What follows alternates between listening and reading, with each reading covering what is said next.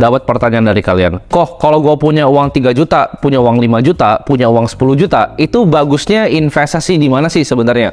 Banyak banget pertanyaan dari kalian tuh anak-anak yang biasa mungkin masih SMA, baru lulus atau bahkan baru kuliah. Di sini daripada gue ngasih tahu kalian ya 2 juta taruh sini, 3 juta taruh sini, ya pecah-pecah sini, reksadana, saham, kripto dan lain-lain. Mendingan gue langsung kasih tahu aja. Kesalahan terbesar investasi gue waktu awal gue ibaratnya masih meraba-raba investasi ya di umur 18 tahun. Jadi buat kalian yang baru kenal gue tuh udah bisnis udah lama, investasi udah lama dari umur 15 tahun. Jadi kurang lebih udah 7-8 tahun sekarang di dunia capital market. Nah dari sana gue banyak banget belajar dan di sini gue mau sharing kesalahan gue yang menurut gue itu paling fatal. Dan gue harap kalau gue bisa balik waktu ya. Andai gue udah tahu hal-hal ini di usia 18 tahun. Jadi buat kalian yang baru lulus SMA, baru masuk kuliah, ini menurut gue video yang kalian harus tonton. Menurut gue lebih gampang untuk kalian belajar kalau gue ngasih tahu kesalahan gue. Supaya kalian bisa belajar dari kesalahan gue, kalian skip stepnya buat gak usah ngelakuin kesalahan yang sama. Kesalahan paling fatal yang gue rasa gue lakuin waktu umur 18 adalah jadi orang yang super duper pelit. Ya, maksudnya apa? Gue waktu itu nggak ngerti apa-apa tentang uang. Gue nggak tahu uang itu benar-benar di-print dari angin. Gue nggak ngerti siapa yang ngontrol uang itu kayak gimana sih cara kerjanya.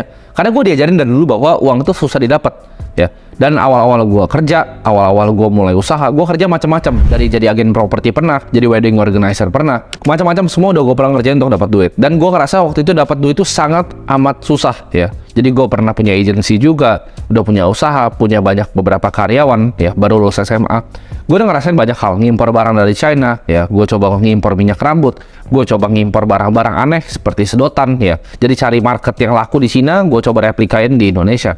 Macam-macam udah gue lakuin. Tapi alhasil dari semua gue dapat uang itu, gue jadi orang yang sangat pelit. Jadi gue banyak baca buku ya. Gue mungkin pernah cerita sama kalian buku-buku finansial seperti The Richest Man in Babylon. Gue juga pernah baca The Millionaire Next Door ya kan. Gue juga baca Simple Path to Wealth. Jadi diajarin di situ untuk jadi orang yang frugal gitu. Kita harus menghemat, dan menghemat. Nah ini mindset yang ditanamin gue karena gue mau cari uang sebanyak-banyaknya dan gue hemat sebanyak-banyaknya untuk gue bisa berinvestasi. Tapi gue akan kasih tahu kenapa ini adalah mindset yang justru salah. Dulu gue mikirnya ya, konsep yang selalu diajarkan adalah invest di misalnya index fund ya. Kalian mau financial advisor di Indo, mau financial advisor di luar negeri, pasti sarannya sama. Kita berinvestasi dengan saham yang fundamental baik, kita berinvestasi di reksadana indeks atau index fund. Kalau di Amerika biasa disuruh belinya S&P 500. Kita dibilang kalau kalian nabung kayak gitu rutin ya, kita nggak pergi beli kopi Starbucks, kita bikin kopi sendiri ya. Kita bikin kopi sendiri cuma 4.000 modalnya, kalau ke Starbucks itu 40.000. Mungkin nanti di umur 40, 50, 60 tahun kita akan menjadi kaya yang mungkin punya uang 10 sampai 11 M lah. Itu adalah konsep yang tertanam di otak gua ya. Gua mau jadi kaya, gua mau punya dana pensiun ya 4% rule 25 kali dari pengeluaran tahunan.